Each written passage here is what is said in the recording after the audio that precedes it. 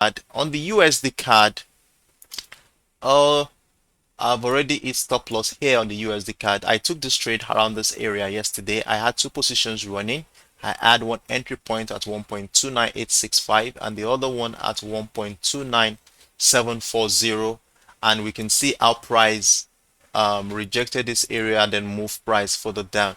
Before this session, I moved my stop loss to 1.29, I think 1.29374 area, and I've been taken out as price as presently it's my stop loss at this point.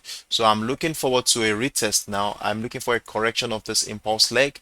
I don't know where that is going to be at this point, probably around here, where I'll be looking for a reversal pattern to join the decline to the downside.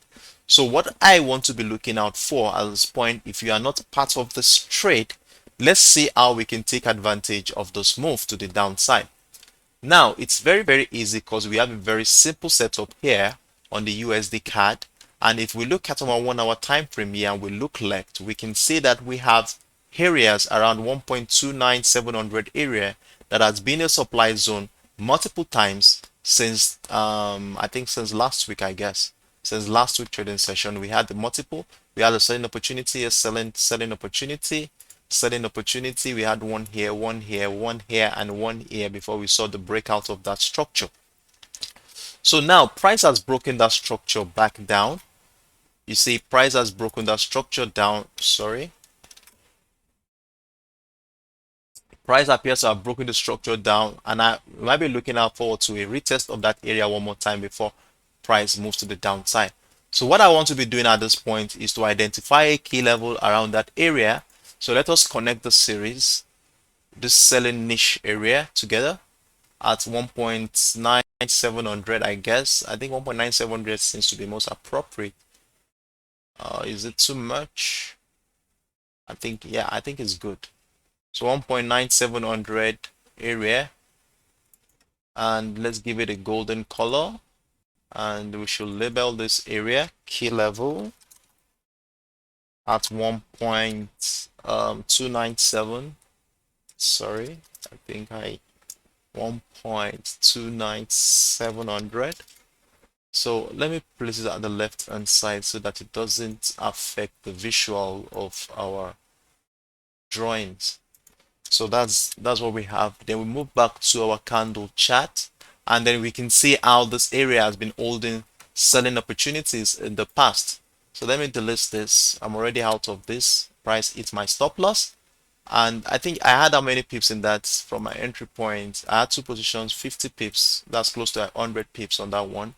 So now I'm looking forward to price coming back into that key level or close to that area. It might not be around that area. You see, most times when we draw this, technical levels, it's not every time price touches this level. So sometimes it comes close to that area.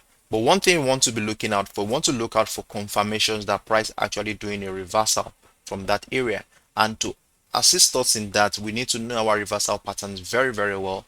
We could be an inverse head and shoulder from this juncture on the market. It could be a double top structure. It could be a 1, 2, 3 reversal pattern. It could be a rising wedge. Whatever that is that forms around this area, then I want to be looking out for a breakout structure on lower time frame, a reversal pattern to join the decline to the downside. So personally, my take profit target still remains at 1.22800, and that is going to give me about, from this area, let's see how many pips that is. That's about 88 pips thereabout. So I think I'm still cool with that one, and if price plays out as expected, then we should be willing to take advantage of that trend continuation to the downside.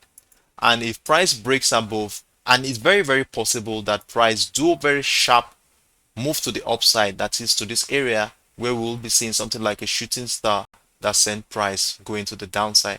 Because for me, as we begin this week, it appears the dollar is very shaky, as it's showing a tendency of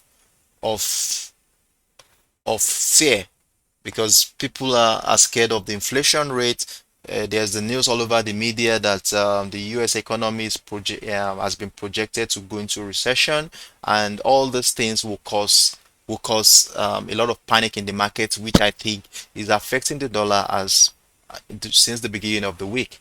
So this is what I'm looking out for on the USD CAD. Okay, so let me move on to the next pair.